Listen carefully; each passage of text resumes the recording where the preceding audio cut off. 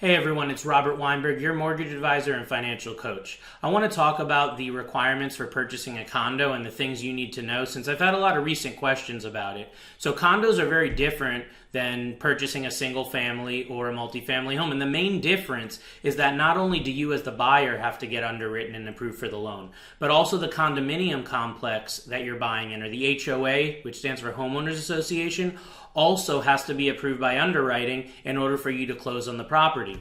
So depending on the type of loan that you're getting, it's going to be a different process. So if you're getting an FHA or a VA loan, ideally the condominium that you're in is already on the list of approved and eligible condos. That'll make the process much quicker and easier for you. And if it's not, then make sure that you have extra time allotted in the contract to get the condo approved by FHA or VA, because it can take quite a bit of additional time. Now, for most of my buyers that are purchasing condos, we're going to be using a conventional loan program, and that's going to either have a full review of the condo or a limited review of the condo. Either way, you need to make sure that the condominium is not on the decline list. So every investor is going to have a list of condos that have been declined.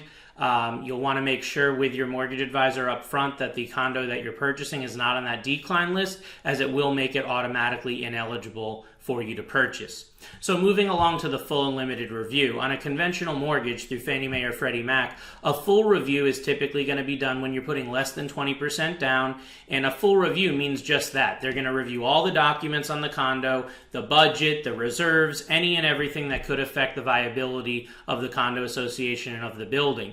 So you'll want to discuss with your realtor up front, if you are putting a small down payment, that the condo is eligible for a full review and that there have been other condos closed in that complex recently, because that's a good indication of whether there's anything that could deter you from having that condominium approved.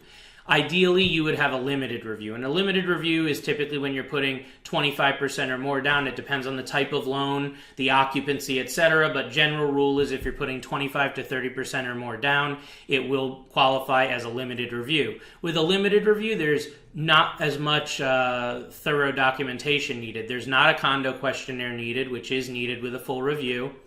And a lot of the bylaws and CCRs and other documents that you need on a full review, you don't need on a limited review. So if you have a condominium that's having trouble with reserves or other things that may come about on a questionnaire, then a limited review typically will be your only option. So you have to put a larger down payment in order to qualify for that limited review in order to get financing. So as I say, higher down payments may be required, just depending on your scenario and depending on if the condominium that you're purchasing in meets the criteria to be able to qualify for a full review. I know this seems complicated, but I always try to give you as much info as possible so that you're informed throughout the process. You can discuss this in more depth with your loan processor or your mortgage advisor. And as always, you can reach out to me on social media or by calling or texting my office. The number is 860-413-3938. Please like, share, and comment on this video, and you can subscribe to my channel for more videos just like it. Take care.